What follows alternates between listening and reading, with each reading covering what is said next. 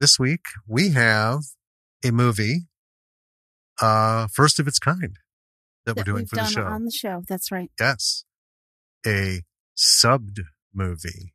Bum, bum, bum. We had to because we saw it just to watch it because we came across it and we're like, that has to be seen. It's marvelous. And we loved it. Yeah. And we referenced it. In a past episode, yes. Yes. And we thought, we can do this because not a lot of dialogue. No. It's mostly visual. So that worked out really good. Plus, we already knew what was happening. That's true. But hey, maybe in the future, some sub movies that we have enjoyed. Yeah. That we've already seen. There are several on our list of good movies. Yeah. We could probably do those. Absolutely. Yeah. We could. I was so excited to do this one because ever since we saw it, not too terribly long ago for the first time. Right. I've thought about this movie a lot. It has occupied a lot of my brain space. And I think you can understand why. Yes. It's well, we talked about it a lot. Yeah. As well. Yeah. So, doing this kind of felt like getting it out of my brain and into the world where it needs to be instead of, me periodically it being like, oh yeah, then there was that scene. Oh yeah. Hey, my brain's like, hey, Danny, have you thought about R100? Well, we don't know. What'd you do? I didn't say it. I kind of said it. Have you thought about this movie lately? Sure. How many times today have you thought about this movie? Me? My brain. Your brain. Okay. How many times today, though, Jim, have you thought about this movie? A lot. Yeah, I bet. Not just because I edited the episode and we're doing this, but I don't think I've not ever stopped thinking about it. Yeah. This movie will change your life. Maybe not for the better. I think it will. I think it is just splendid and well worth it. It deserves some attention. As far as I know, we're the only people who've given it this kind of attention, at least lately. We're the only people that I know of that have. Listen, this movie is a work of art. It is. It's wonderful. Yeah. Well, should we start talking about it? I would love to. Let's go.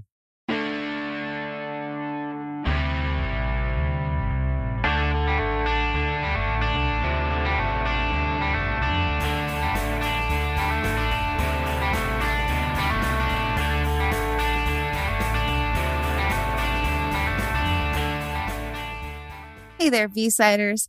Welcome to another episode of Bravo for the B-Side. This is your sad sack, Danny.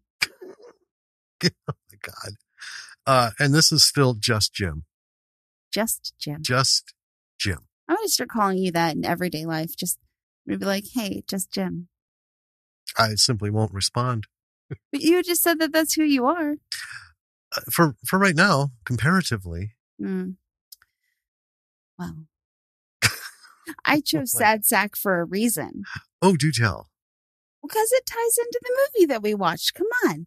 Get with the program, just Jim. I will hit stop. And we'll just put I'll just throw one up as an encore episode. Maybe I should just give this a little bit up. Well, no. What? The Just Jim? Yeah. The rest of it, no, that's fine. Because it does fit. I know. It's very apt. Thank you. For this. Jeez. Yes.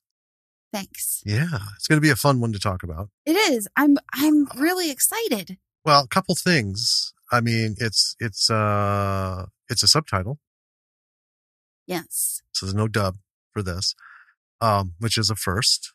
It is our first, to take on. Our first foreign language subbed film. And, there's a reason for it. For why we'll get into that reason why we decided to tackle this. And it's also a new format. We're going to be doing this a little bit differently. Folks, listen up, see if you like it.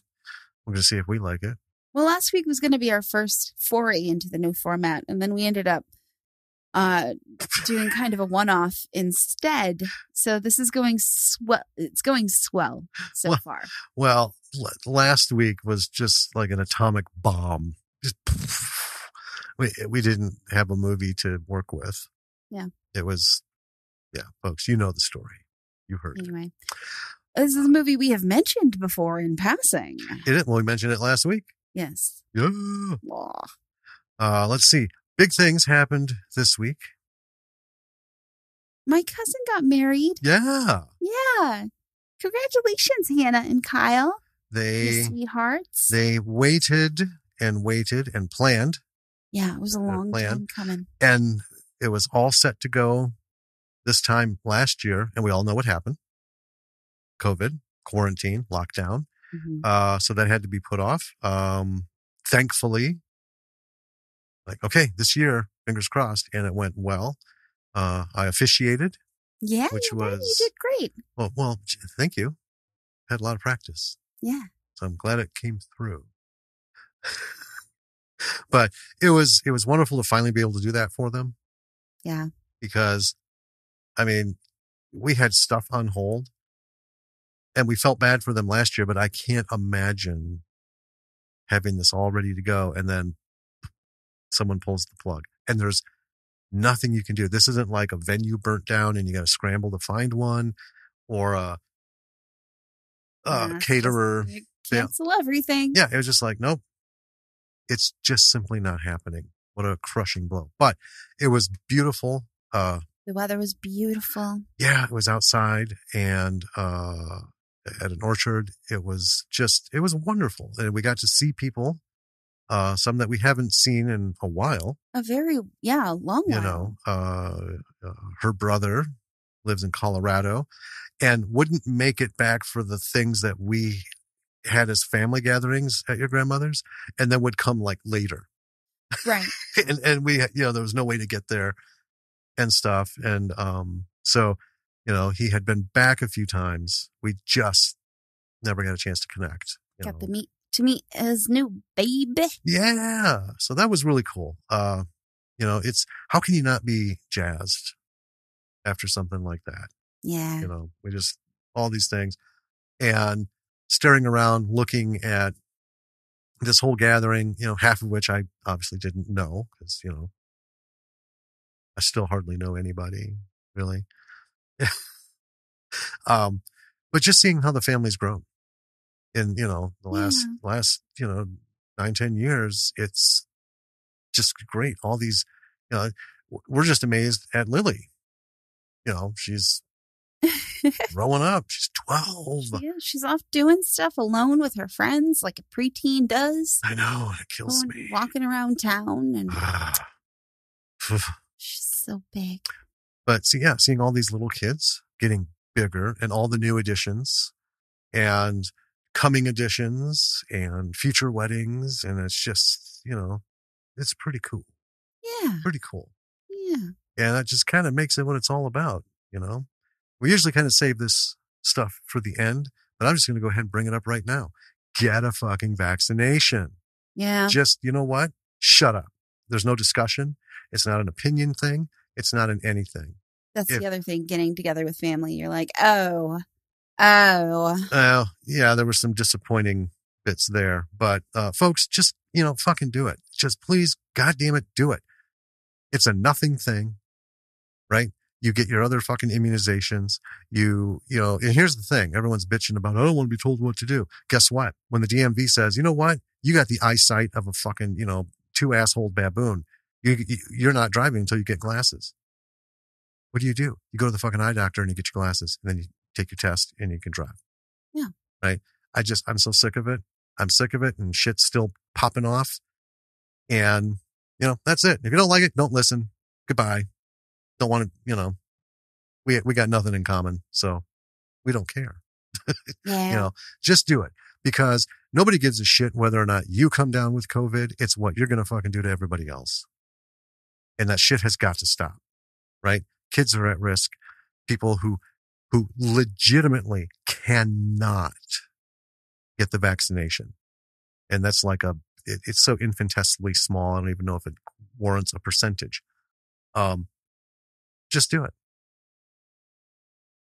There, I've said my piece. You done it. I've done it, and I'll probably bitch about it at the end again because it's just that important. All right. You know what we should do? What should we do? We should talk about a movie. I would love to talk about a movie, and more importantly, I would love to talk about this bad boy. This movie, oh boy. Hey, listeners. Hey, buckle up. Put your seatbelt on. Yeah, you really should. Yeah. Because we've took this ride twice. Hey. And it's no less wild the second time around. Yeah. Hey, this one's pretty fresh. Sure. And I don't mean like new. I mean, it's going to get fresh with you. Yeah, it is. It's going to get up in your business. It's going to get deep in your brain.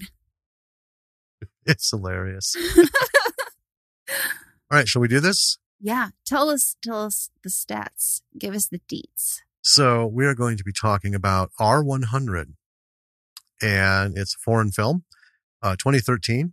The director is Hitoshi Matsumoto. Written by, and I've never seen this big of a list of writers for a film, and I think this is pretty great. So It's written by Hitoshi Matsumoto, Mitsuyoshi Takes, Tomoji Hasegawa, Koji Ima, and Mitsuru Kuramoto.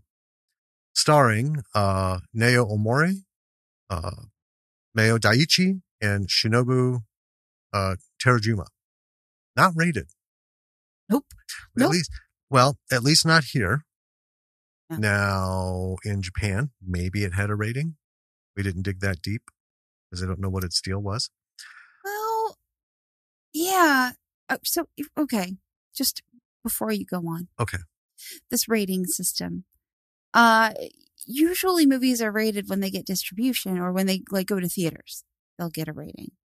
Right? Well, yeah. Yeah. You know, they want an MPAA rating. Yeah. I don't know why this movie wasn't rated, but it would definitely be an R. It would definitely be R. But here's the thing. Foreign films don't necessarily have to apply for a foreign rating. America, we don't require it. So it could have been rated R or whatever its equivalent is in Japan. Right?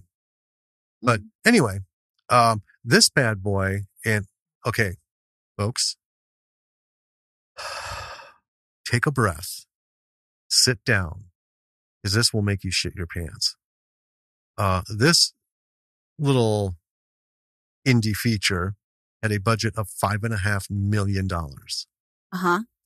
5.5 million. US dollars. US dollars. And we double checked to make sure this wasn't like 5.5 million yen. Uh-huh. It was converted and it was $5.5 million. Unbelievable. It shows though. Oh yeah, this movie, like it's like hugely. Yeah. It's just a bit of a shocker quality rating for these little things, right? I mean, Bubba Hotep, I think was the last one we had that railed in. No, that wasn't even that much. I feel like we need to go look at Hitoshi Matsumoto's other films. And see what they were all and about. See what kind of money and stuff. Yeah. Well, I mean, we certainly could. It's just there's a because he might have some Ed Wood energy. He might. But at that kind of dollar, Ed Wood, I don't think he spent that much money on film his entire life if you adjusted for inflation. Right? If you put them all together. Yeah, but he certainly borrowed that much in, we'll say air quote, borrowed studio equipment and props. And that doesn't count though. That's not you don't fill out your budget sheet and line item stolen camera, stolen octopus, and in parentheses, forgot the motor, all that stuff. Anyway, the plot log line of this bad boy is: a man in search of joy hires a bondage club to have dominatrices surprise him at random times. Yep. Uh-huh. And you know what? That wraps it around and pins it together neatly. That is exactly what this is about. What else happens is a surprise for everyone.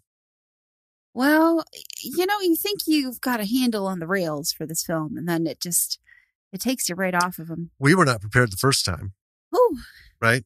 And going back in the second time, you still can't prepare for it. I was trying to, and I was like, oh boy, oh, yep, here we go. Yeah, okay. Oh, man. So, this was the first Japanese film to qualify for a MAT award.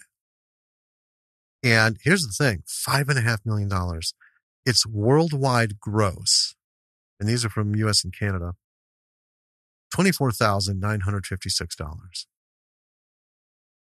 So that would put this firmly in the bucket of 0.0% return. It's a big old flop. Yeah. That's what it is. Yeah. And I don't understand. Something wasn't done right. Or maybe in 2013, they just weren't ready for this, because this is 8 years ago. Maybe this was just too mind-blowing. It only opened in 10 theaters, and at any one point, it only was at 11 max. Right? Yeah. And it was 2.4 weeks average run per theater. Yeah. It did later get some distribution. I mean, this thing won, according to IMDb, at least 5 awards in different film festivals around the world. Yeah, those aren't moneymakers. No. Film festivals, a couple days. But it got a big name for distro, which is right at the top of my notes. Well, maybe, but that's home. Yeah. And streaming and stuff. So, yeah.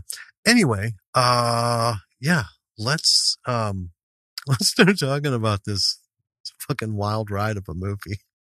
Yeah. That it was, and as you know, folks, last week we did mention it as an example of slow burns and things that are foreign, and how we didn't need a lot of backstory and stuff because of just the terrifically null factor of last week's movie.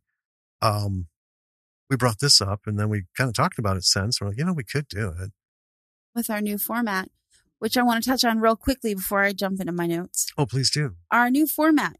We are not okay. We will go through the movie and we spoil everything still. Yes. But we're not going to go nitty gritty deep into everything. Our goal is to spend less time talking about the events that happened in the movie and more time talking about the artistry and things that we can learn from these movies. Yeah. Yeah. So, we'll still go through the flow of the movie, and we'll stop on some points and, just kind of set a mark, and we'll probably talk about those points a little bit. Yeah. As we do it. But, like I said, we'll see how it goes. Yeah. We'll see if we like it. We'll see if you like it. If you hate it, let us know. If you like it, let us know. Yeah. If you're ambivalent, let us know if you can find the energy. Sure. All right. Are you ready? Yeah. Let's talk about R100. So, first off, as the opening kind of, titles and sequences are coming up. Yeah. This movie is distributed by Warner Brothers. I love that you have that, because also, folks, with this new format, we're not sharing notes. Right. We're just going to kind of, beatbox it between us. Can I read you the first line? Go for my notes? My first note. The biggest surprise at the start is that this is Warner Brothers distribution. Yeah, mine says, why the fuck did WB pick this up for distro? Not complaining. Just think it's wild. Yeah. Anyway, I'm sorry. No, that's okay. So, initially, this movie is very handheld. They're really disorienting, kind of like a sepia noir feel for these shots. And they're very artsy. And there's a guy and this kind of like, I call her like a class trash woman. Okay. If that, I feel like that conjures an image in someone's head. I think it does. My notes are so wild here. He's just talking and she's just like sitting there. We have initially like her kind of doing all the stuff in the bathroom. But yeah, well, she's wearing a trench coat. We see that she's got fishnet stockings and high heels. Yeah. And yeah, she's doing the makeup. And smoking a cigarette in the bathroom. Yeah, looking pretty severe. It is. And she's got like a no bullshit look. And he's just like babbling on as she just sits there silently. And then she just kicks him in the fucking face. Well, he's going on and on and on, right? And then there's a slight pause. And yeah, he picks up his coffee, gets it to his face, and she just drop kicks him. Bam! It's like, holy shit. Yeah, and we're off with a bang, kind of, but the pacing of this movie is really wild. I don't know how to explain it. It's like slow, slow, slow, slow, slow, slow. Fuck. Yeah. Slow, like,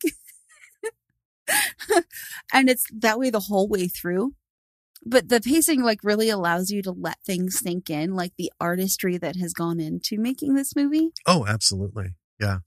And then after she kicks him, she just ditches and he follows. And then she's just beating the shit out of him. And reveals her like dominatrix outfit under her trench coat.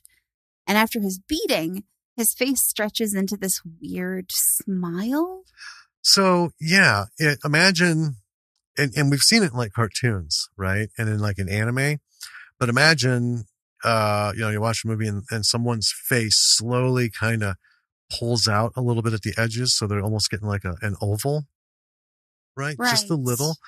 His eyes turn black and they spread apart. His cheeks get real puffy. So as he's getting oval, it's like he gets fatter in the middle. It's like someone took a crystal ball and just shoved it through the back of his head to like, it's like a wide angle lens right up on him. It's very strange and a halo kind of effect. It's like air rippling like around him with this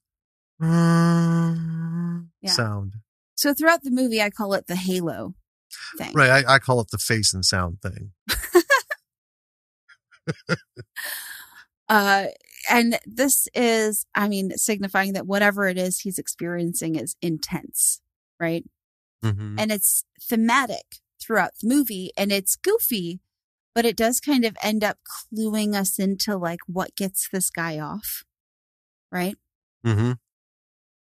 And we learn about his deal with the bondage club and the like outrageous terms of it. Basically, they can just do whatever they want to him for a year and he can't get out of the deal once he makes it. And they make this super clear. But we don't know why he's doing this. Right. Well, yeah, it's a flashback scene. Yeah. So we see him walking into the place, talking to the guy and stuff. Yeah. Here's the thing.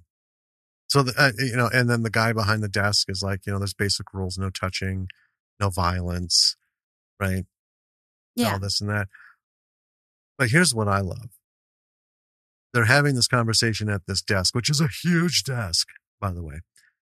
And then we cut to the guy and this Dominatrix club leader on a carousel. Yeah. Just at first, they're just going around, right? Mm-hmm. You don't see what is outside. We're, outside looking into the carousel. And there's just a lot of, we get some wild visuals. Babbledy stuff. In this. Right. But then we see that on the outside of the carousel, this room is round and it's got little, I don't know what you call it. It's like looking at a room full of like little opera seats. It's without like a balcony. Yeah. It's like a whole kind of red light district, like women in windows. Yeah. And there's every kind of dominatrix as they're spinning around in each one of these things. You've got tall, fierce ones, short, kind of like, ooh, looks a little too sweet. Bet she's going to, really jack something up. It's just this whole thing going on. Yeah, and this gets him off again with his little halo effect. Yeah, as he's looking around. Yeah. And we also see that he wears a wedding ring. Yes. And also in the spinning, well, they're spinning, but in the room that they're spinning in, as they go around, we see the dominatrix from the coffee shop that kicked his head through the fucking window and then whipped his ass at the bottom of some stairs. Yes. But the thing that I wrote about him is that it's, he seems like such a normal dude. But like, he's entirely forgettably normal, and it's almost like he was shaped specifically as a person to be so average in every conceivable way that he like vanishes into society like he's invisible. Right. Well, yeah. Well, there's a bit coming up that that's spot on. It absolutely is. Yeah. So, he makes his way home, stops at a sweets shop, picks up a box of something. And then it seems like it's a really long walk. And he takes trains. He's walking through cities streets. And it just seems to take forever. Yeah. You know, so for wherever he gets off the train, it's still a big ass haul for him to get to. We see he's got a son around 6. Yeah. I think. His dad is babysitting, so grandpa's watching the grandson. So all of this, what that did is it establishes he is just a regular guy. Okay, we don't know where his wife, or the kid's mom is at the moment, but this is a typical thing in Japan, a working family. Yeah. Right? The father will come help, if need be, and it's just nothing super spectacular. Yeah. And they don't live in, like Cannery Row kind of housing. No, it's or just anything an high average. end. Yeah, it's just an average. It's like a little townhouse that it signifies he does make a little bit of money above the average, because a lot of these, where families live are these little apartments. I mean, we've seen that they're just not huge, right? They each have their own rooms, but this is pretty spacious. Well, it's a townhome. It's 2 floors, so yeah, it works out. And so we see that the sweets box that he picked up, it was a birthday cake for his boy, and this whole thing, a question comes up. This was to bring up, where is the wife? Right. Where is mom? Yeah. When will mom be coming home? When will mom be back? Yeah. Kind of thing. And the thing is, grandpa tucks the boy in, says goodbye to the dad. And as he's leaving, right, they're having a conversation. All of a sudden he stops. He kind of looks just past the camera. Oh, yeah. And goes, is that an earthquake? And there's no movement. They're both just standing there. No, never be too sure. So it's not an earthquake.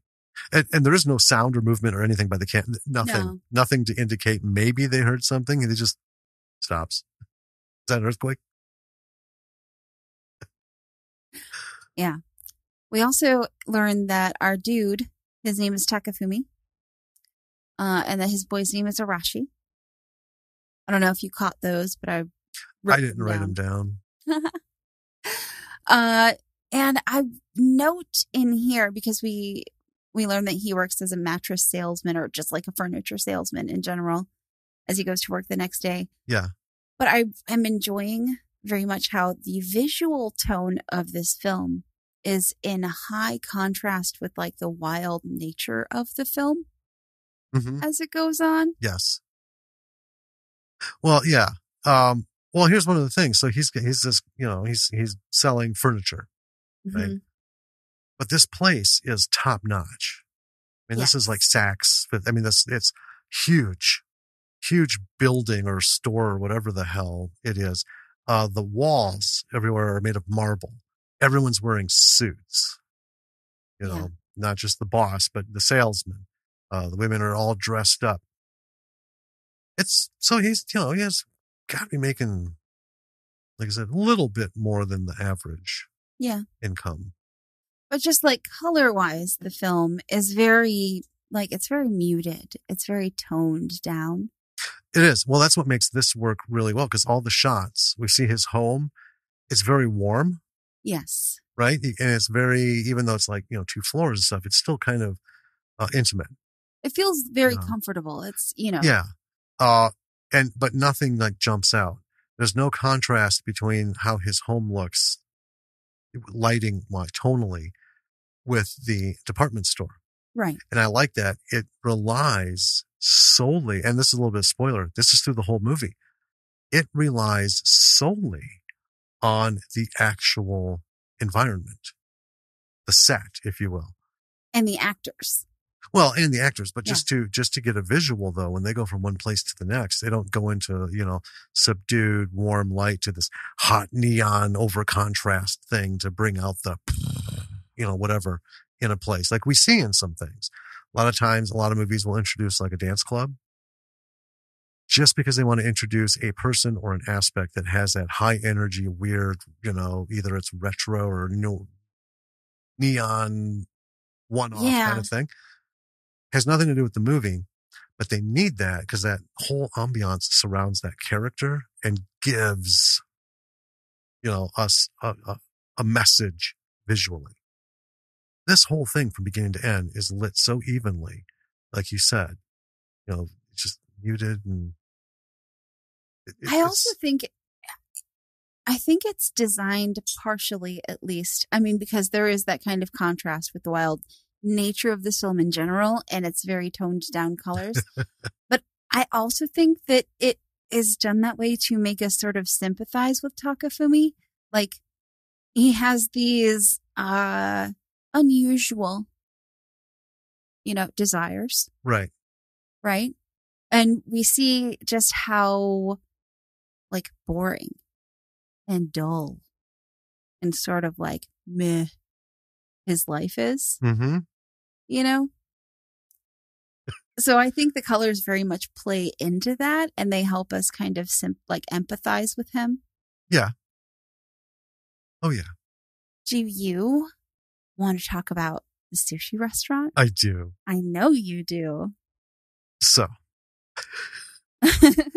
on his way home from his gig as a furniture salesman, he stops at a sushi shop, orders himself up some sushi and a beer.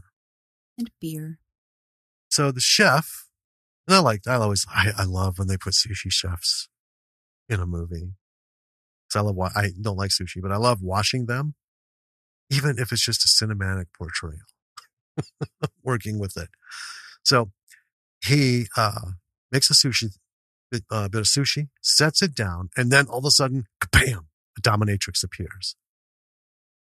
She slams her hand down, smashing the sushi, and it's just glaring at him. She lifts her hand up, and it's just, it's a mess. He picks it up and he eats it. There's a couple at the end of the counter, the only other people in here, and they just look fucking perplexed.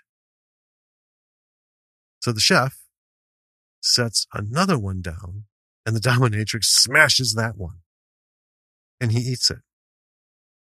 Repeat. Chef looks perplexed. Repeat.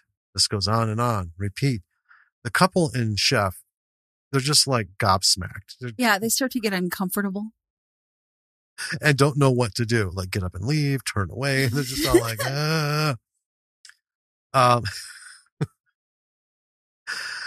So then at the end of this, we have the face and sound thing.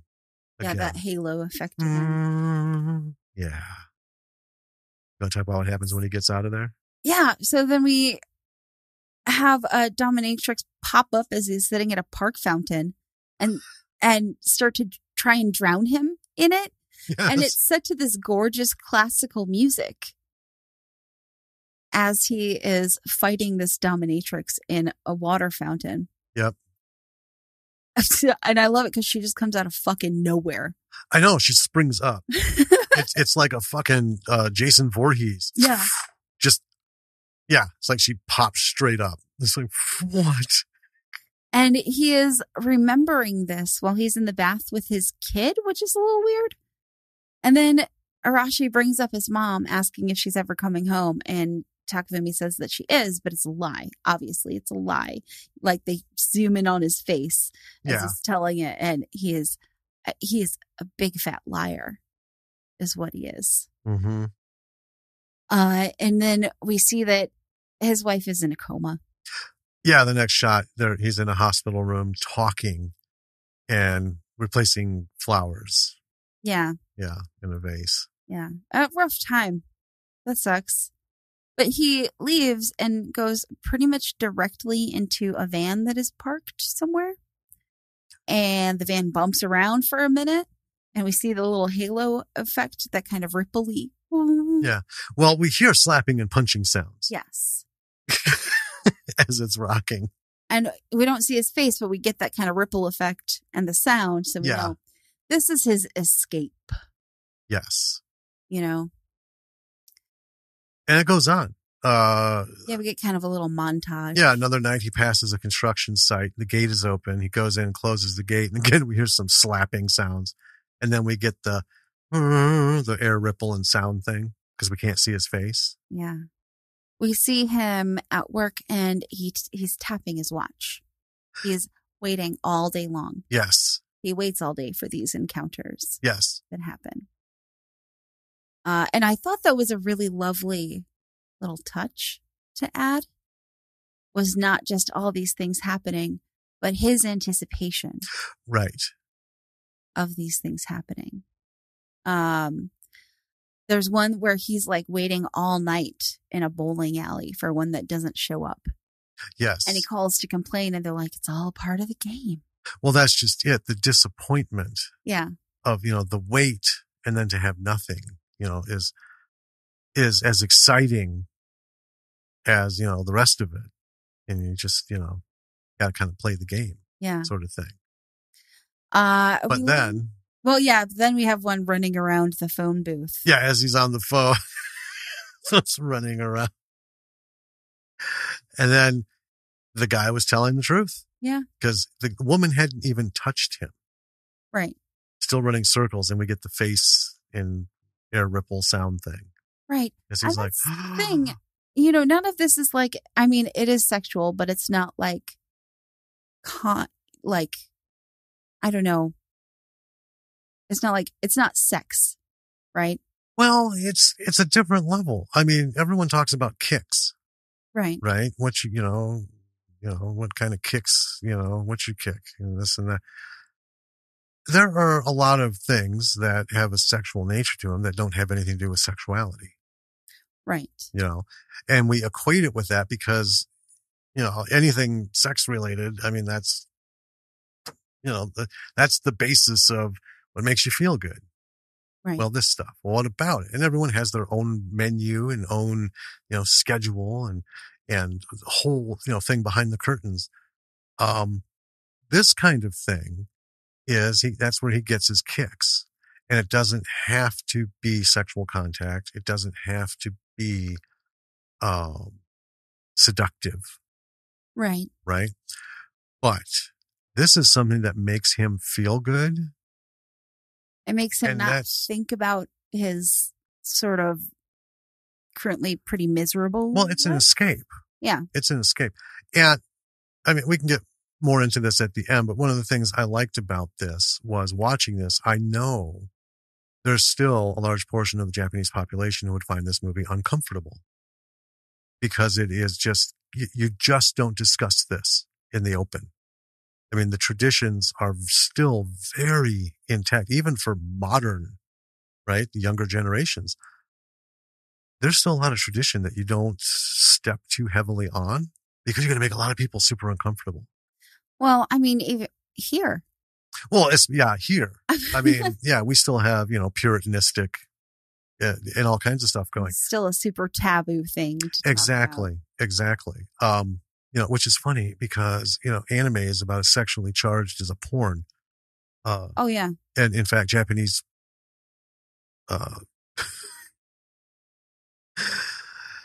animated dirty films lead the world. Oh, yeah. Yeah. Hentai is everywhere. Anyway. So when you see that with the woman running around, by this point you get, and that was where the tapping came in. That was perfect timing. Yes. Which obviously they meant to do. It wasn't an accident of, the camera happened to just fall down to that level and he was tapping his watch. So we kept it. Having that kind of anticipation. And if you think about it, there are some things in life that are exciting that way. Yeah. And writing that into a character, I think is pretty good. I mean, we all want Christmas, right?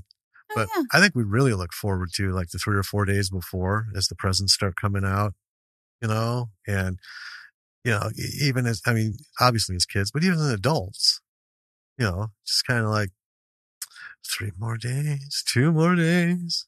It's that anticipation of the moment. The last Ted Lasso episode, I don't mean to bring you off course here. Of course not. I forgive you. Because it's Ted Lasso. Ted Lasso is amazing. If you haven't seen Ted Lasso, you should see it because, everyone needs a little Ted Lasso in their lives. It's brilliant. But the last one was a Christmas-themed episode. I don't know why, but I'm not complaining because it was amazing. But it actually made me think, usually I'm pretty blasé about Christmas. I look forward to the day, but we don't get hot and heavy into decorations and the traditions and stuff. No. But babe, this year, I kind of want to do all that stuff. I kind of want to, maybe I'm just so desperate to celebrate a thing that is a normal thing. Just checking my watch here. So I'll go ahead and say, well, we can put that, on the front burner, see how it goes. But then let's talk about it again sometime around Thanksgiving. Sure. When you have to go out and get all that stuff. That means going out into what is promising to be a bitterly cold and long winter. And then I just want to see how high that fire rises. I think it's going to kind of dwindle down. Hey, love you. Back to this movie. We learn that the wife will probably never wake up. She's been under for 3 years. Yeah, the dad is the dad is her father. Yes. So it's his father-in-law. Yeah, they have a bit of him at the hospital. We get another little earthquake gag. Yeah, as in the middle of a serious discussion. Earthquake? The doctor goes, "Is that an earthquake?" And it's very still. Huh. Just gotta be sure. And then he just goes on about this really serious thing. Well, it is a nice little chuckle in this very serious. Well, the one thing I want to talk about this conversation is we talked about it when we took a little break. It lays the groundwork for something that's coming that was well put together. Yeah. Basically the doctor's explaining that it's hopeless. Yeah. Well, at first he's just you can tell he's pulling shit out of his ass. Well, she's in a coma, but what we want to do is we want to give her a bunch of sleeping pills. Maybe that'll help her wake up. And, to the point where you can see that her father is just you're fucking with me. There's nothing more we can do. You don't know, the specialist doesn't know what to do. Yeah. So it does set up this next kind of conversation that happens, which is the Takafumi's father-in-law is basically, he's sitting next to his daughter, comatose in the hospital, and essentially just telling her to give up so that they can have some closure. Well, yeah, he's it's, you put up a hell of a fight. But it's time. But let's call it a day. It's time. Yeah, it's time to call it a day. This was, it was completely unexpected. Yeah. It was and is, and will continue to be a surprisingly powerful emotional moment. Well, especially because we see what the father-in-law doesn't see. Right. We see Takafumi come up and overhear him saying this. And it's kind of like, yikes. Well, and because as he comes up, he hears him, saying it's time to give up. But then he starts talking about, he's like, you've got to be tired and all this and that, but you also have to think about Takafumi. He comes here every day. He comes every day. Do you know how hard this has been on him? Yeah. And it's everyone needs a rest kind of thing. And it's just so surprising and out of place for all the weird shit we've seen so far. This was like, I don't know, like an iron box set in the middle of this, gelatinous world of mayhem and weirdness. Well, it starts to make you think that like maybe there's something heartfelt about this weird movie. You know what I mean? Well, I think there is. Yeah. Because in the beginning, I thought, well, I don't want to make any judgments. Right? The guy's married, but his wife's in a coma. He's not actually touching anybody. He's just doing something that gives him some sort of enjoyment, if not distraction. Then we find out he goes every single day. And it's been years. 3 years. Every day for 3 years, going to the hospital after work, before going home to help, and he has these real conversations, like one-sided conversations with her where he tells her like, oh, Arashi is having a trouble with a kid at school or here's another picture. He loves drawing you pictures and the nurses just love seeing them. And this one's of such and such. And, or he's asking about you again. Yeah. So it's a whole thing. He's not just like, sitting quietly or just stopping in. Well, he's not just like doing his duty for duty's sake. Right. And so anyway, the first time we saw this, I was thinking like, okay, I get it. But now I thought, if I did have any kind of judgment about this guy, this scene would have eradicated it. I believe that. Because it's like, he's not a lech. He's not some just shit, right? No. Off getting his own little, thing going on the side and stuff. This is a guy who's living through a very hard thing. He's holding his shit together. He's there for his kid. He goes to work. He's there for his wife. If he can take 5 minutes and something that just like, makes his head do that. Makes like a little gong sound. And the air ripples and stuff. You know what? Power to him. Yeah. Because he is doing the Superman. So he's not an average Joe in the way he acts. He's an average Joe in the life that he leads. Overall, he's a father. He works at a retail thing. He gets up, goes to work, comes home, does his stuff, right? So he's not a daredevil. He's not an actor. He's not anything glamorous. Yeah. Right? You didn't mute it. Not my watch. I did my phone, though. Give me a break, man.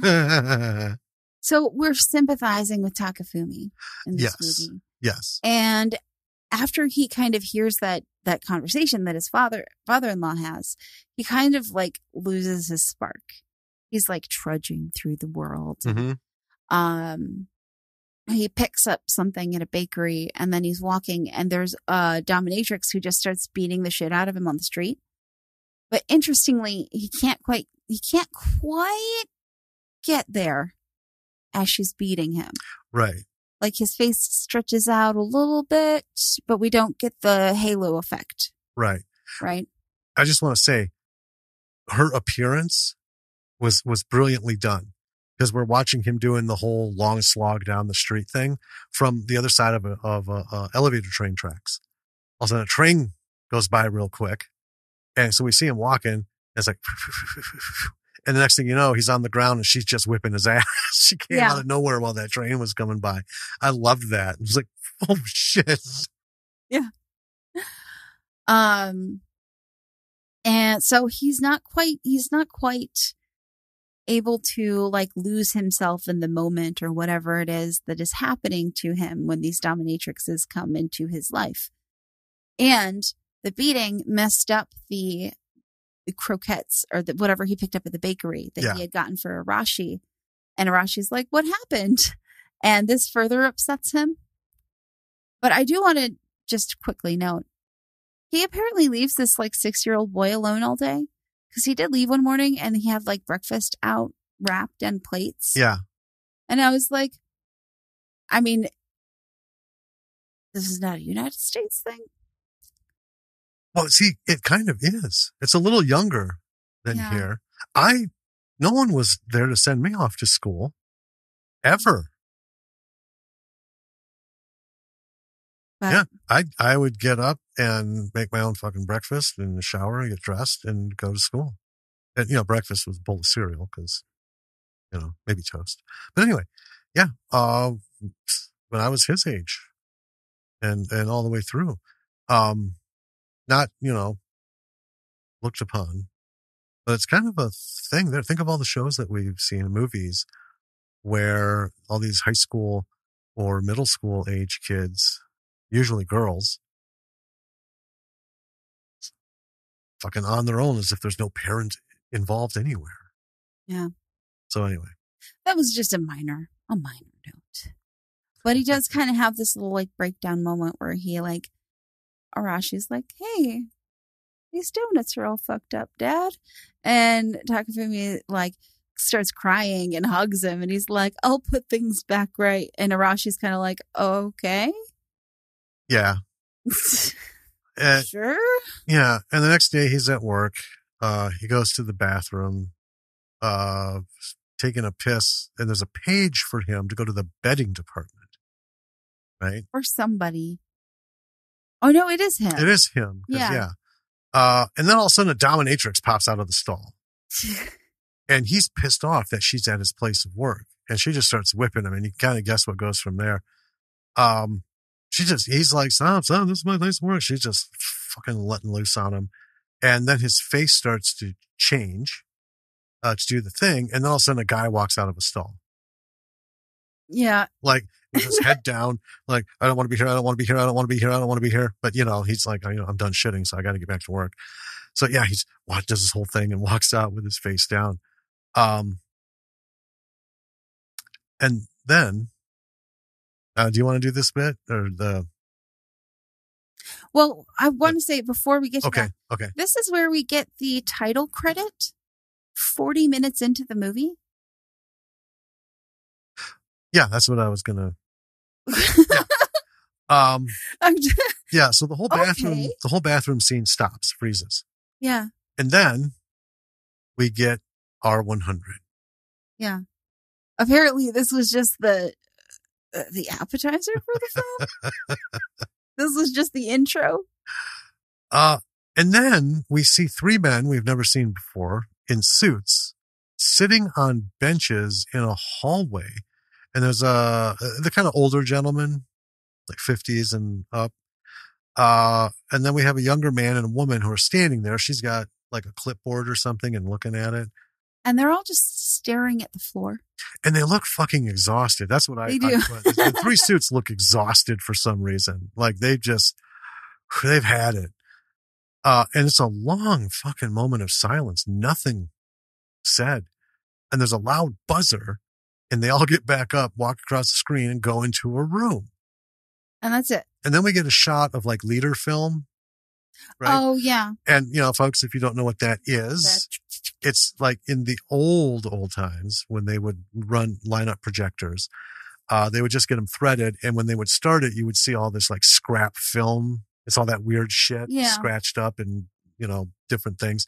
That's leader film. That's just literally scrap film. It's just spacer. Yeah. That they put at the beginning of a movie so that it can thread through the projector. Mm-hmm. And sometimes they don't get it all the way through. You'll see some of it before the movie starts. Anyway, so we see that. And then R100 comes back on the screen. Yes. And then we're back at the store. Yeah. And Takafumi is talking to this guy who is very like insistent on trying out this bed. Yes. And the guy ends up pulling him in between two beds and talking to him about the bondage club. And he warns Takafumi off of the club, telling him, you need to get out now. And then the guy just like mysteriously vanishes when Takafumi looks away for a minute. Right. I will say this. At this point, the first time we saw it, I was wondering if he was pretending. This was in his head, like it was sort of a guilty conscience thing. Right. Because we just saw him feeling bad about all, because he came, from visiting his wife.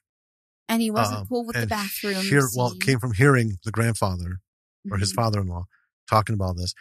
And then this, it's at work and it's weird. And, so I did at first wonder, is this what happened in his head? Is he, is it one of those things where he's trying to rationalize himself out of the shit that he's doing? I'm not sure. Well, we know it isn't. Well, yes. But at this point in time, we're like, I don't know. Because the guy does really like mysteriously just vanish. Yeah. And then at home, Takafumi finds out that a dominatrix has dropped off a doll, like a little man doll that's hyper articulated. Yeah. Naked, tied up in like bondage. Yeah. Some dominatrix dropped that off to Arashi because Arashi's like, yeah, some lady in black clothes. And that like settles it for him. He's like, I'm out. So he makes a call to the club host. Mm-hmm. Who's like, meh, yeah, no. You made a deal. Can't cancel early. Yeah. Which he said initially, like, this was all spelled out. Yeah. I mean, so, do you want to talk about this next part? Yeah. So the next day he's back visiting his wife. You see him replacing the flowers. And then a dominatrix appears in the room. She ties him up, puts on this weird blind. So it's like a regular blindfold, like a sleeping mask kind of thing. But it's got like those big Felix the cat's eyes on it. Yeah. Oh my God. It just looks so stupid. Rips open his shirt. And this is in his wife's hospital room. Yeah. Mind you, people.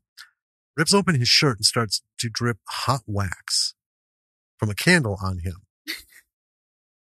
And then this is where things got a little weird. So then we hear his wife asking, what are you doing?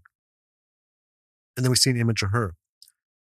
And all of a sudden the blindfold is ripped off. He's looking. His wife is still in bed in a coma. So the dominatrix is mimicking the wife's voice. And we learn that she is the queen of voices. Yes. And then we get the face and sound thing again. That halo effect. Yeah, that. He's back. Back on track. But then we get more of that leader film, and then we get R100, and then we have the three men in suits coming out of a room. Sitting on the bench. They start to smoke. The younger man and woman are there. And the three guys look just fucking exhausted again. Yes. And one guy asks, those earthquakes or false alarms, are they some kind of subplot? And then the younger guy answers, the director says they're to represent the instability of Japan or some shit. Well, like they're representative of what life is like in Japan. Okay. Something like that. Yeah. So, and then they cut to this very old man. It makes it more realistic, I guess. Yeah. They cut to this very old man sitting in a movie theater. Yes. Right. And then that's over. We're back to the guy who's at a police station. Yeah. So Takafumi is trying to report the club to the police, but the police officer he is talking to is not very sympathetic and also raises some very salient points about the agreement that Takafumi engaged in. Yeah, like you said it was okay for them to do this stuff to you. You signed a contract.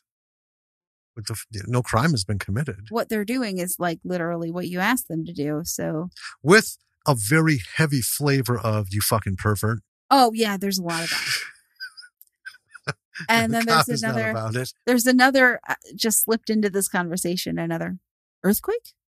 Yeah. The cop is. Is that an earthquake? Oh. Yeah. Gotta be sure. So he goes home and Arashi's asleep, tucks him in. Yeah. And he goes into his room and he has got a surprise session with the Queen of Voices again. Yeah. And as he's tied up and blindfolded, he hears his son say, "Daddy, why is this woman hitting you? Who is this lady?" Mm-hmm. And he's like, "I know it's you, Queen of Voices." And she takes off his blindfold and it is not her. Nope. It is his kid. And then standing there in his underwear. Yeah. And then here's what I find extremely unsettling. Oh, this next shot? Yeah. Yeah. So he's blindfolded again. And then his son is bondage tied up, blindfolded, and hanging from the ceiling from his ropes. So just dangling there. Yeah. Like, when not hanging, but right. So let suspended. Me just, yeah. Because when I wrote this down in my notes, I kept thinking, I got to remember to explain this because they didn't hang the fucking kid. Right. Right. But the way he's suspended from the ceiling. Even as I'm writing it, I'm looking at it going, okay, I gotta flesh that out. So anyway, yeah, the kid is in his underwear. He's got a ball gag. Yep. Right. He's got a blindfold. His hands are tied behind his back. And then he's hanging like from his arms, like imagine him wearing a harness. Right. And then being, hung like from the middle of his back. So he's hanging at an angle, like a 45-degree angle, and just motionless, sitting there. And I've got to say, just for me, the first time we saw that was shocking. It was a giant, what the fuck am I looking? Shocking. Yeah. Is this right? Am I seeing this right?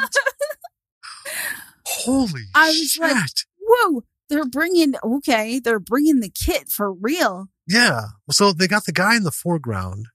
They got the dominatrix, and the sun is like in the background, like up against the wall.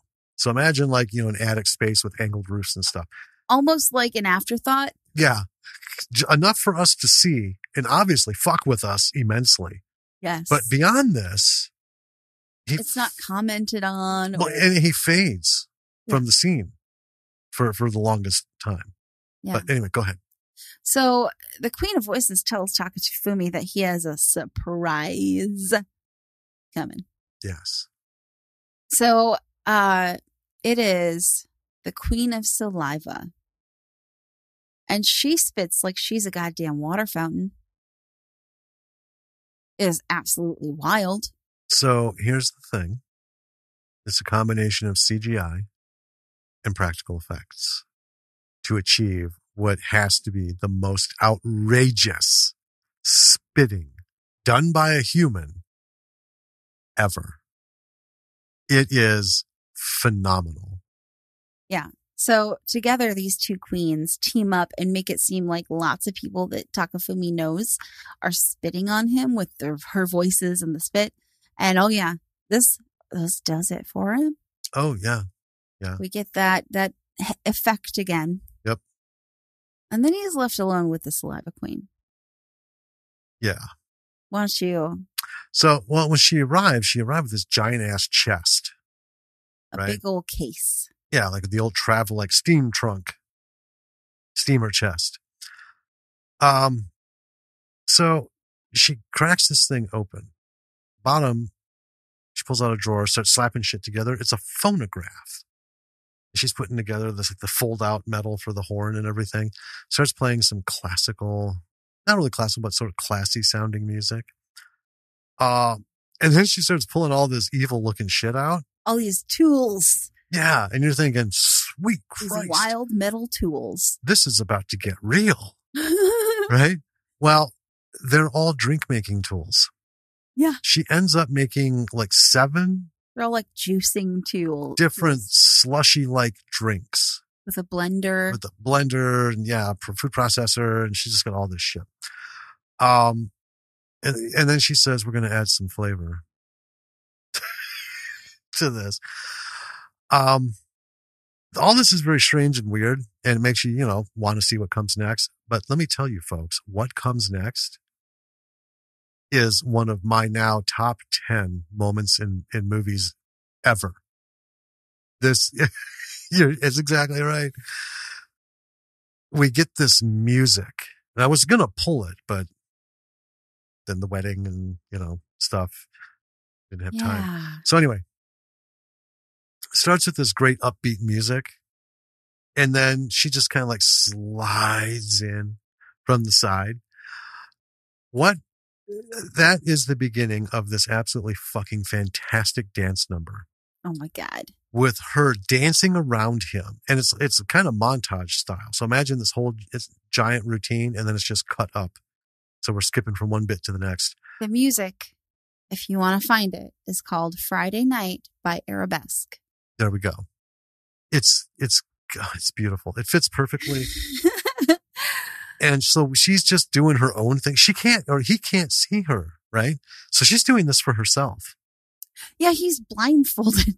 That's the best part of this. She's just dancing and spitting, taking a drink of one of these different ones and spitting. And it just, arguably one of the best scenes of the movie. It's amazing. At the end, she is just fucking around. She goes out. She's going for like a 60-yarder. Well, she goes out of the room and there's a railing. Yeah. Right, because they're upstairs. So it's like a landing. And she's leaning on the railing and she spits, falls short.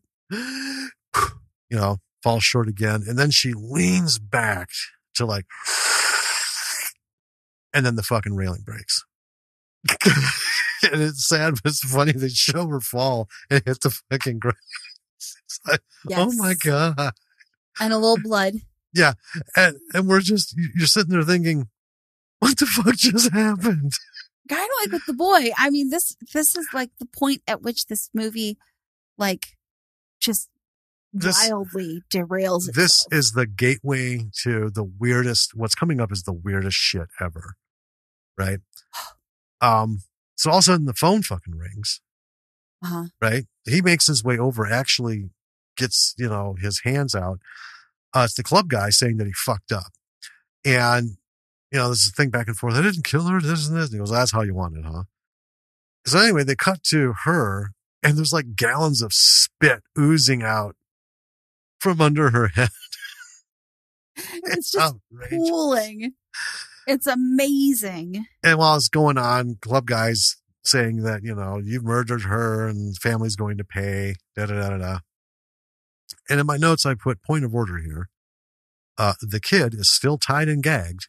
Yep. Hanging from the ceiling. Now, through this whole dance number and stuff, right, we don't really see him. No, because the camera isn't focused. But during the phone call thing, we see him, and he's just still hanging there like a fucking sausage, unmoving. Mm-hmm.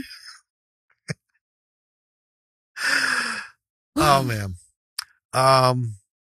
Then we see the girls at the bondage club giving like touching and weird comments about the. Oh, yeah. All of a sudden becomes like documentary format. Remembering her. This time she like hatched a snake egg with her boobs. Yeah, she wanted to be a veterinarian and weird.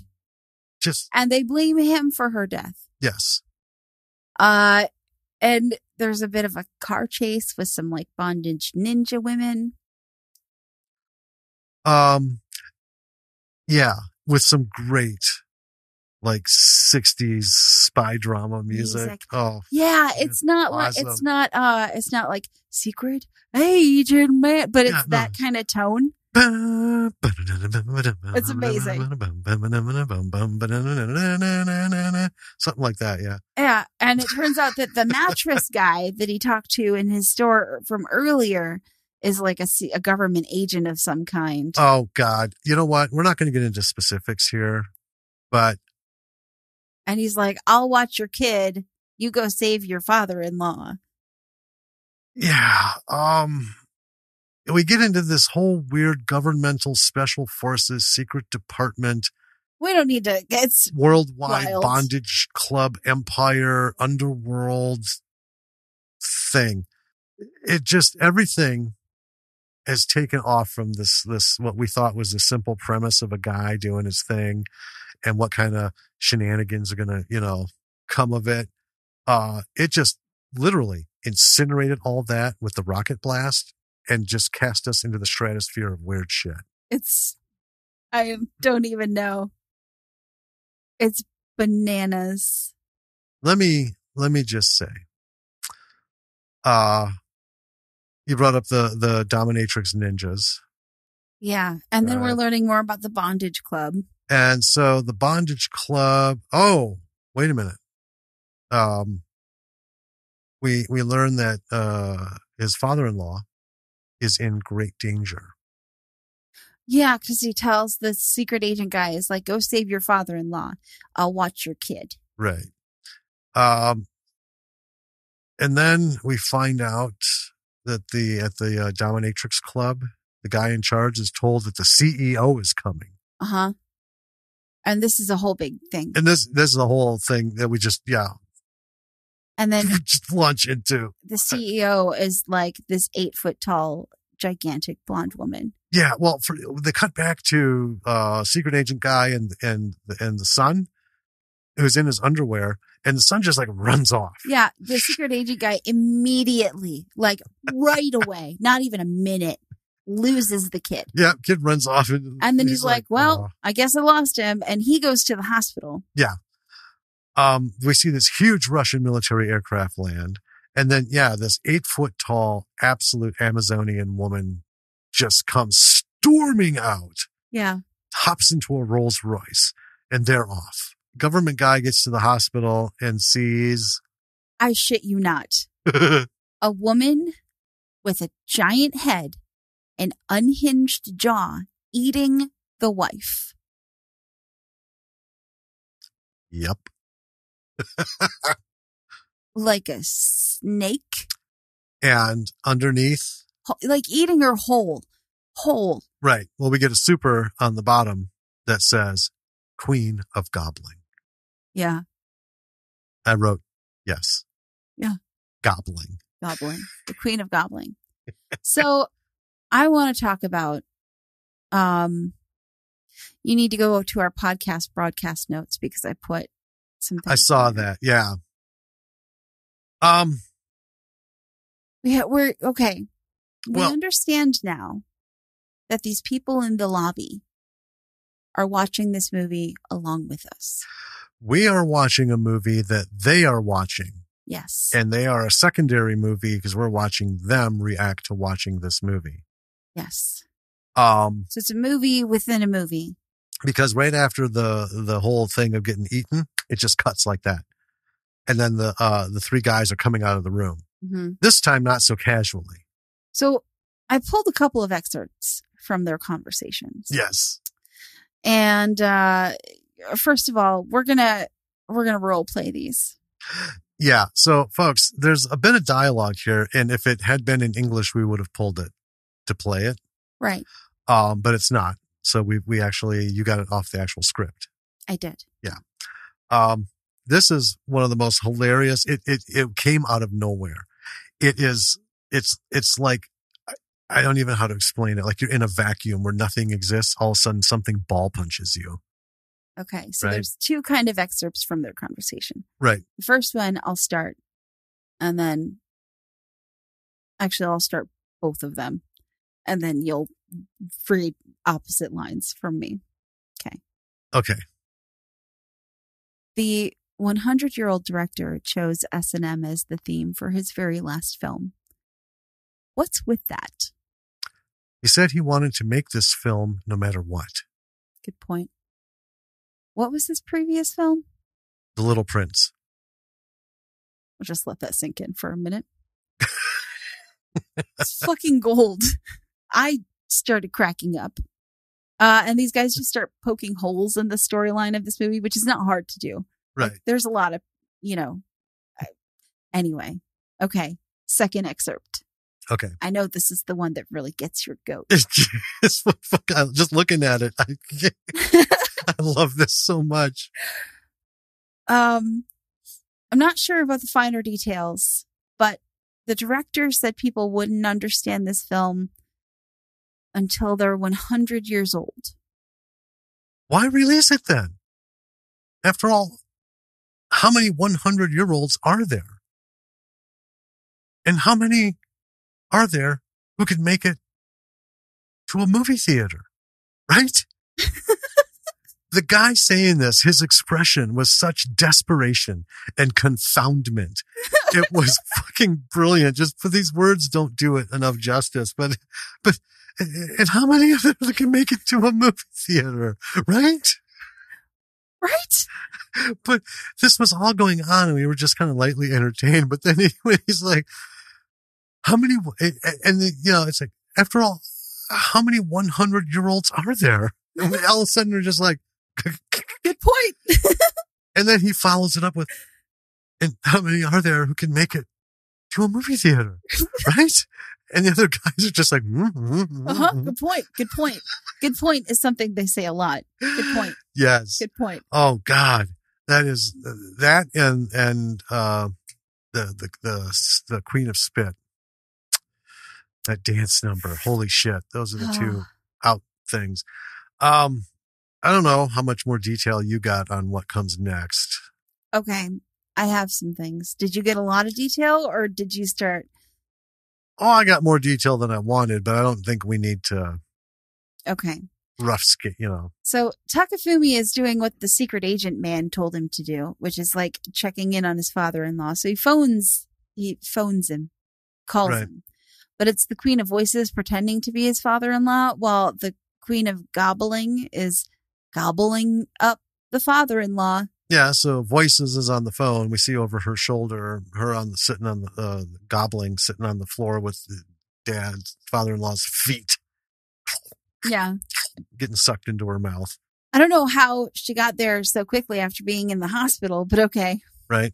There's also a moment where Arashi nearly gets hit by a car and he has his own little halo moment.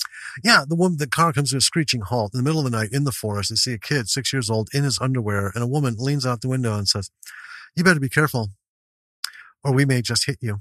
And then they speed off. And I thought, what in the fuck goes on over there that a 6-year-old kid in the middle of a forest, in the middle of the fucking night, in his underwear, is something you just drive the fuck away from? And Arashi's like, ooh. Yeah. So it's anyway. Unsettling. Yeah, she says that and he does the face, sound, air thing.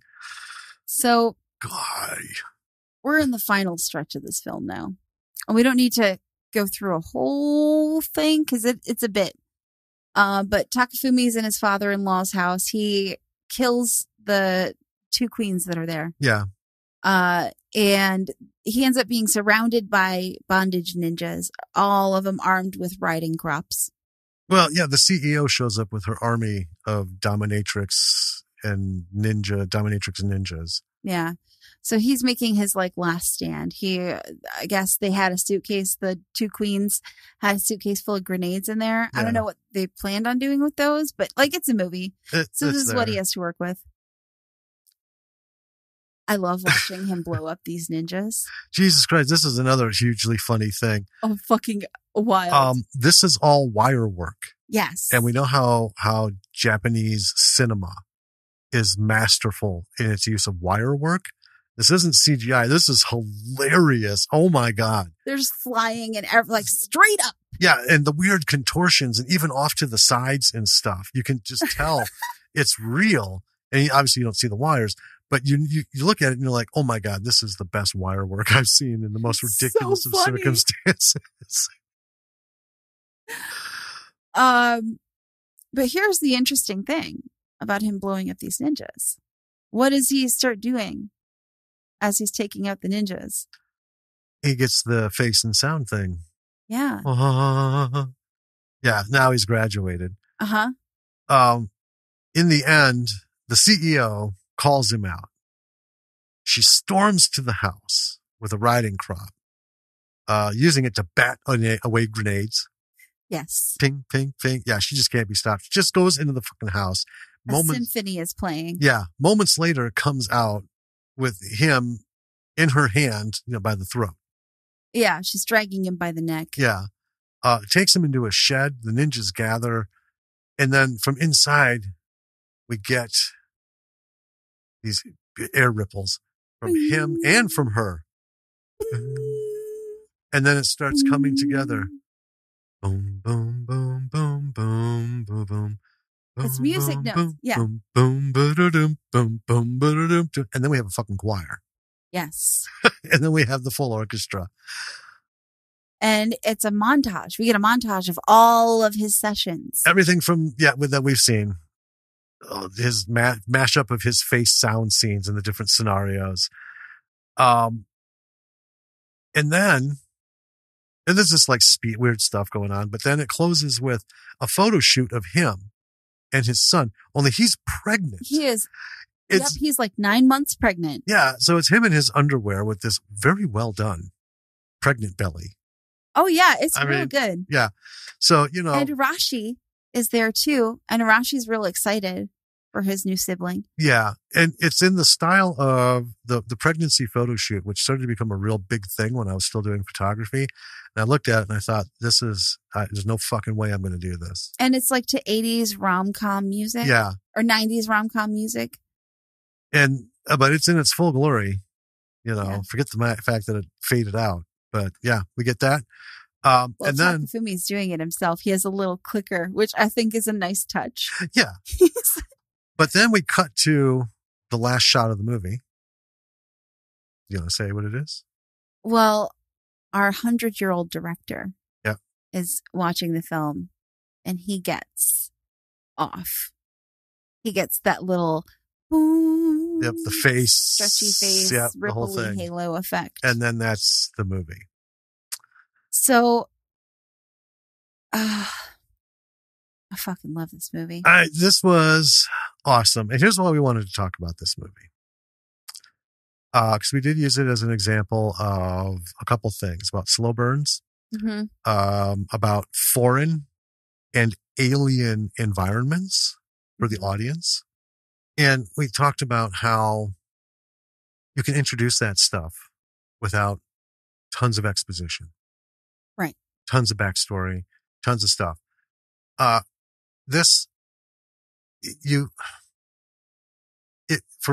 those who don't have a familiarity with Japanese culture, it's irrelevant because it's part of the whole what's going on, and it's not crafted to explain anything to anyone. No.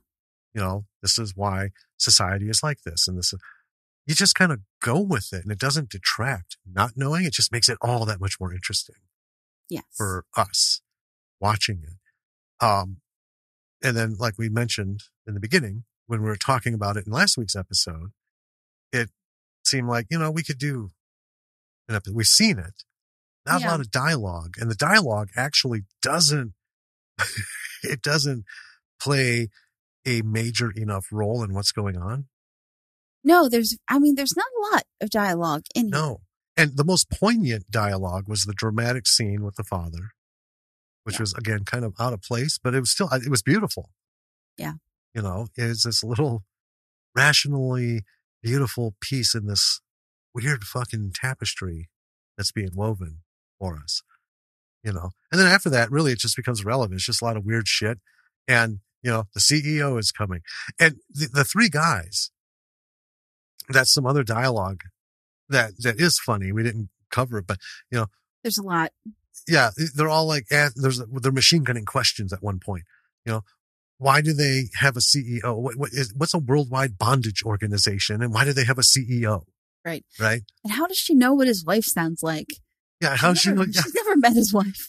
And they're just throwing all these things out there. And as they're doing it, you're like, yeah, I thought about that. Yeah. That crossed my mind. But, but the rest of this was just so engrossing. You don't care. But then when you think about it, you're like, how the fuck did they know what she sounds like? And why? And the thing with the CEO, when she shows up at the club, she's just fucking screaming, what the fuck, and this and that. And then she keeps diving in this pool. Over and over. And that's the other thing. She goes, I thought their office was in a carousel. Why are they in a pool? Yeah. Now they're where did the pool come from? Where are they? What is going on? So I love the conceit of the director poking holes in his own movie? Well, I think because it's for a subset of the audience like us. It was directly for us. People who understand these questions and how often they are asked. Yeah. Right? So if writers, if you have progressed to a point where you've talked to any kind of a producer, right? These are the things they throw at you. Yeah. And it's funny because it's two things at once. They're bona fide questions. Oh, yeah, they're totally legit. Right? But they're also pointless at the same time. It doesn't matter. Because it's a movie, suspension of disbelief. If you can't embrace that, you can't enjoy a film. Yeah. Right? You're stuck watching documentaries. And we pick shit apart all the time. But we use, like last week, we used Indiana Jones as an example of, super simple. What made it work was just, wasn't all this backstory bullshit. It was just 30s serials. It's fun. Yeah. Which were, light on the dialogue, heavy on the action. And that's enough to roll you through. And the big question that everyone knows from Raiders of the Lost Ark is how the fuck did he get from that place to that island on a U-boat on the outside of it? Right? It's not like he's hanging off the railings of a fucking boat. It's a submarine. Yeah. But you just let it go. Right. Right? In the moment, anyway. Because then more action. Well, here's the other thing that I kind of like that ties into that a little bit is that we talked a lot in the beginning about the real artistic kind of motivations of this film and the thematic, elements that went into it. Yeah. How, the visual tone helps us sympathize with Takafumi and, that high contrast kind of thing. And then at the end, it's almost like the director is like, yeah, I can do art movies, but also I'm not taking myself too fucking seriously. Right. Like, don't be up your own ass about it. So, we have this, again, you don't have to understand the culture. It's happening and it's not explained to you. And it's really unimportant to the story that's being shown to you, especially when it pivots on the father-in-law's talk to his daughter in a coma. Mm-hmm. You're like, man, this is straight and heavy for this. Because from there, it catapults into, you heard us talk about it, folks. It just gets so weird. And it is so wonderful. But what makes it work is they don't explain shit to you. Well, yeah, you're not spoon-fed it. No. And most of the shit they gloss over. Yeah. And that just goes to show how unimportant, obsessive backstory is. But what's going back to the questions thing. So, folks, if you've spoken to a producer or somebody, you've had this shit thrown at you. If you're not yet there, be prepared. Yeah. Right? Because they're going to nitpick and throw, this is the fucking question that makes or breaks your career. Why is this woman imitating his wife's voice? Because you only wrote it in there as just a little thing, right? They will fucking pounce on that. And here's the thing, even if you have an answer for it, it's meaningless. Yeah. And then if you get the right person asking the question, they will tell you to come back to them when you've written that all back into the script. Well, there is, and we brought it up a long time ago, but there is a short called A Writer and Three Script Editors Walk Into a Bar. Yes. Which if you haven't seen it, I recommend it. It's under 5 minutes long, I think. Just look it up on YouTube. It's a really wonderful film representation of how those conversations go and how all these questions can really just turn just a simple, script into something convoluted and fucked up because they're like, oh, but what about this? And what about this? And none of it fucking matters. Just, Yeah.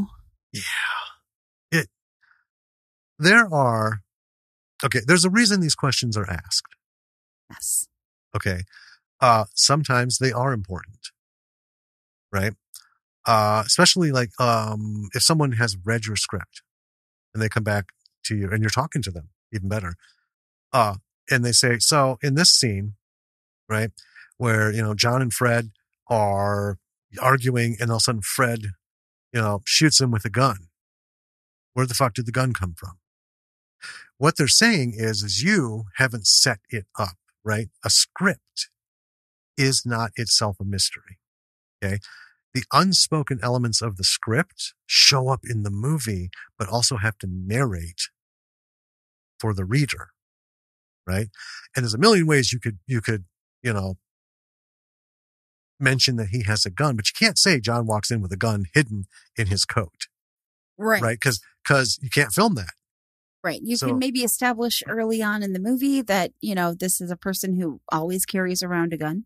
Right. Or, well, even without all that, in the action line, you have to put, John reaches into his coat and pulls out a gun. Mm-hmm. That's what they mean, is if you miss that little detail, what else is missing in your script? Right. Right. So it's not backstory. It's not setting up, but it's an action line that we need to see. On I bumped it with my thumb. I have not bumped my mic once. Not yet. Today. We're not done. But anyway, you will get called out on that, and rightfully so, because that's the kind of thing that the actors need to look at, the script, the director needs to look at, the script supervisor needs to look at, share with props and all the department, everything. Everything has to come together. And it's just a simple little line. John reaches into his, coat or under his suit, whatever, reaches behind him, wherever the fucking gun is, and pulls out a gun. Then the next line can be John shoots Fred. Yeah. Okay. But you can't just say they're arguing, all of a sudden John shoots Fred. With what? With a gun? With a camera? What's going on? So those kinds of things, when they come up, those questions, that's to say you need to, this needs to be another draft, and you need to fix these things. Yeah. But like that short you were talking about, horse walks into a bar. What kind of horse? Where did it come from? Right. It's just, holy shit. Yeah. And that's how it can get, so it, we've said it before, our advice, a lot of people we've talked to, their advice is just write your shit the way you want to write it. Okay? Get notes, because those little technical aspects can mean the difference between someone making your script into a film and someone just throwing it down. Mm-hmm. Because if you have too many technical errors, people aren't interested. When you get your script into someone's hands, they're going to want to read it and not have to fix shit for you, not have to figure out the things you forgot. Yeah. Because they're thinking, well, if I want to put money into this, I should be able, from page 1, fade in, all the way to page whatever, fade out. I should be able to read and follow this and be like, ooh, this will look good, mm-hmm. On a screen. This is good. There is, there's a moment in this movie where they're poking holes in the script. It's specifically after they see the Queen of Gobbling for the first time. Yes. And one of the guys in the lobby, one of the viewers, I guess that's what I'll call them, the people who are viewing this movie along with us, says, essentially they're like, no. What? And one of the younger people who are either the man or young woman who are standing up, say, well, we can't take out the Queen of Gobbling because we'll lose continuity. Yeah. There's gobbling later on in the movie. Yes. So I would call the three guys just executives. Sure. They could be producers, executive producers, or studio execs, right? Because obviously they're screening this film. Yeah, that was the best. It lose continuity. And the look on their faces, just stone-faced, dumbfounded, slight jaw drop, like, what? There's more? There's gobbling later on. Yeah. Um, Oh God. Tone. yeah. You already talked about visually the tone. Very artful, even when it goes all cattywampus weird into this fucking flagrantly. I mean, it's absolutely intentional the whole way through. Yeah, it's satirical on, I don't even know how many different fronts of a lot of things. It's like an art film making fun of art films. Right? And done by like the third string writer at Saturday Night Live. Yeah. I don't know. It's just wild. It is. But take the visual aspect away. The pacing is wonderful because you think you're into something and then it switches it up a little bit. Right. And then it switches it up again, you know, and like I said, that pivotal moment was the father-in-law in the hospital room bit. And then, you know, you think, oh, okay, it's going to go this way now. You know, he's going to be remorseful and he's this and that. There's going to be all kinds of guilt. Hell no. It is the furthest from that. What happens? I don't think anyone has it on their radar. And then it just gets more and more ridiculous. And it just gets more and more fun as it does. Yes. You know, I couldn't have predicted where this movie was going to go. Not at all. Not at all. And perfect example of how you should artfully condense your log line or your plot description into something so mundane. A man in search of joy hires a bondage club to have dominatrices surprise him at random times. Yes. And here's the thing I like about movies like this.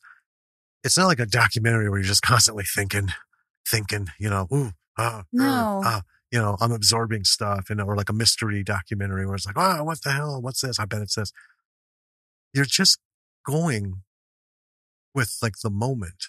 Oh, this is, you know, okay. Well, I can't wait for the next, you know, dominatrix thing, and what's going to happen next, and this. Oh, where's this going to go? And maybe it's going to go here. Oh, nope. You know, you don't like ponder from scene to scene. But you do ask little questions like that. And then when you start slipping, like, oh, I didn't see that coming. Oh, I didn't see that coming. Holy fuck. Where did that come from? Where are we? What universe is this movie set in? Yeah. It's like, oh, well, I can't remember what it was. I pulled something up. You weren't in the room. It was just me and Lily. I hit play on something. And the beginning was just so not what we wanted to see. Oh, it was a trailer. Okay. I hit view trailer and it kicked out and it started. And Lily's like, did you hit the wrong thing? I'm like, no, I don't think so. What the fuck? It was, I can't remember what it was for. It was just something we were previewing to maybe watch, but it was way off. It was just, so imagine like a Jason Statham film, like Crank, right? But it starts out with like 45 seconds of just like Sound of Music, fields and backgrounds. Weird. Right? Yeah. Like, what the heck? And I hit stop. I'm like, no, we're on it. Whatever. Let's go past it. So that's the thing. I think if it fully explained, because the description on Tubi is a little more than what we had here. Cause you pulled that off of IMDb, right? Yeah. Yeah. But still it's not enough to prepare you for this. Even the trailer for it. Right. Did not adequately prepare us, but I love it. I love this movie. The writing is very good. And it should be with that team of people, you yes. know, but, clearly it's like a mashup. It starts out sort of like any kind of CW show, right? Or it's just, you can tell it's going to be a little weird, but it's going to kind of be like a drama, emotional thing. Right. Right. And then next thing you know, you're watching fucking Monty Python. Yeah. Just unhinged, you know? Yeah, but you don't feel like you were bait and switched. No, that's just it. It corkscrews from what it starts out to what it ends up being in oddly a very smooth transition. Yeah. Yeah. I mean, every moment is like, you know, it's like the gobbler. What? But then you just roll with it. Yeah. Yeah. It doesn't like, it's just like, you know. And she was in the carousel at the beginning of the movie, which I was looking for her. Oh, yeah. Because we'd seen this before. And I was like, I want to see her. And yep, she was there. But she doesn't have the big head. She's got a big jaw, though. She got a big square jaw. But also in the beginning with the carousel, her mouth is normal. After eating, I love this. So after eating the father-in-law, they're sitting at a table having tea, and her lips are still super stretched out. That is awesome prosthetics work. Yeah. Because when she opens her mouth to talk, it literally, you get the sense that she has this giant mouth still that's still shrinking down. And then he comes in and kills him. It's great. Yeah. As they're singing like a kindergarten song together. One of the favorite things about this is the beginning, where I didn't write it down word for word, but you get a super comes up on the screen and says, you know, this is a work of fiction. Yeah. Through the use of CGI, you know, special effects and stuff like that. And I just thought, what? Is someone going to think that there's a worldwide bondage empire that... Or a woman who eats people whole? Or like a snake? Or the spitter? I love her. God. She's my favorite one. Folks, so think of Rocky Horror Picture Show.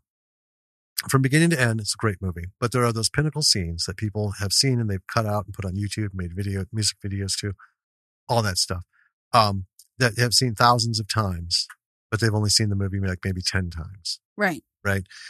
This has a couple of those kinds of scenes. That's what this is. This is like it's at the level of Rocky Horror, right? Where it should be a cult classic. There should be a huge following. We should have R100 day. You know, there's a beauty to it, even in its ridiculous moments. Yeah. And the singly most uncomfortable moment of seeing that kid in the background when your brain finally pieces together, that kid's bound and gagged and being hung from the ceiling, yeah, like a sausage. Yeah, just suspended there. Wow. You know, and then that's only compounded by, Jesus Christ, that woman just ate his wife. Yeah. I want to talk for a minute. Oh, please do. About the rating of this film. Okay. This movie was not officially rated. Right. But there is there's a little conceit in the title of this film. Oh, yes. Let's not forget that. So this movie is called R100. And I really like this a lot. Like the more I think about it, the more I like it. Because like everything about this movie and the way that it was done suggests to me like someone who definitely just wants to have fun making films and doesn't want to take themselves too seriously. Mm-hmm. Like definitely understands, the art and theory behind cinematography. Right. 100%. Well, and understands humor. And definitely, yeah. From its very subtle to its shocking presentation. Yeah. So the reason this movie is called R100 is because of that comment. And the thing is that people wouldn't understand this movie until they're 100 years old. Yeah. So that's the rating scale, is that you have to be 100 years old to watch this movie. Yeah. It's R100. And then go back to the conversation that we role played briefly. How many 100-year-olds are there? And how many are there that can make it to a theater? Now, so we talked before, just a minute ago, about them asking these, questions, tearing this shit apart. Again, valid questions, not any more so than these. Yeah. And because you'll get that question. Creatives, no matter what level you are, if you're on the front end where you're trying to get somebody to come on board with what you've written or what you want to direct or something, that's going to be one of the top 3 questions. Who's your audience? Mm-hmm. Number 1 is why now? Before, what is it? What's that? And why you? Yeah. Why now? Why you as the director, writer, whatever? Yeah. Why are you the one who should tell this story? Yep. And who's your audience? Yeah. Those are the top 3. Be a bunch after that, but those are the top 3 you need to have answers for. Absolutely. Why now? Just seems fun. Oh, not going to get too many people on your side. Yeah. Why you? I mean, those are the things you should kind of answer in the intro in your pitch if you're pitching a movie, right? The intro to you and your style. Answer that why now, why you, and who you're talking to. Yeah, well, it depends. It depends. If it's the elevator pitch, no. Elevator pitch. Oh yeah, you don't get an intro. It's strict to the plot and the audience and why they'll love it. You got to be able to 30 seconds. Go, go, go, go. If you're lucky enough to get an in the room, it's at least 15 minutes, usually a half an hour. Right? They want to have a conversation. Mostly they want to see how well you can sell your shit, not by theatrics, not by, the Dale Carnegie School of Influence thing. They want to see how fucking jazzed up you are. Mm-hmm. And that actually answers some of their questions that they won't ask because they see it. But you need to keep those in mind. Why me? I'll fucking show them why me. Right. I'm going to get into this because obviously you're talking to me because nobody else has come to you with this, right? Or nobody else who's thought about this has gotten anybody else's attention. You don't say that, but in your head, that's why you're there, because I know this shit. I love this story. I researched the shit out of it, or I pounded out 25 drafts and this is fucking hilarious, or whatever, right? Whatever it is, that's what's going on in the back of your head. And that comes through as you're explaining your story. And then, answer their questions and just keep throwing it out there. I can't imagine. I can't imagine the pitch for this. Yeah.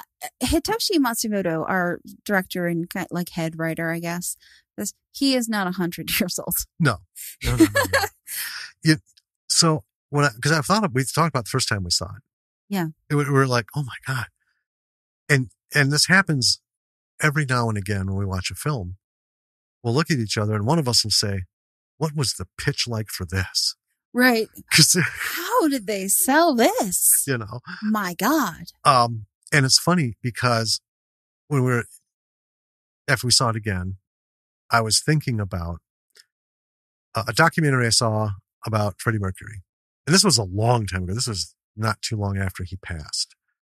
I can't remember who they were speaking to, but he was one of Freddie's producers.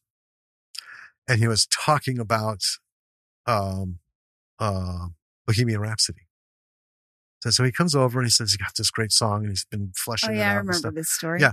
And he starts playing this wonderful, he starts playing it on the piano, right? That was very slow, melodic, very classical, soothing thing. And he goes, and then he just stopped, crossed his arms, turned around in his stool and said, and here's where the symphony comes in, darling. Yes. Symphony? Oh, yes. Da, da, da, da. He just kind of plays it. And then Brian comes in with a heavy guitar. And I looked at him like he was just hatched out of an egg. The guy was so dumbfounded by this. And we all know the song. And it's brilliant. And it's wonderful. Beautiful. And it does. It starts out this way, hits the orchestra, symphony rather, and then song. and then just round riffs. I can only imagine this being pitched in that way. Well, it is. It's a sensory treat. It is. It is. Yeah. It keeps you guessing even after, which is fun. So we want to talk about this because it's an example of how you can bring things to the screen through a script without having to just, you don't have to world build for everything. Some things work just fine. Bam. I hit the sidewalk and I'm walking. I'm going to see the shit as it passes by. And then once it's gone, it's gone. I don't need to ponder it, reflect it, or have it explained to me. Right? Yeah. Movies can work like that. This is an example. Yeah. And I think the reason why this works is that he starts this movie and he lays out all the rules. And he's like, here are the rules. I understand the rules of filmmaking. Right. And I am following them until I'm not following them. Yes. This is an excellent, just make your own shit example. Yeah. And it works. It works. And we talked about so many others that have done that.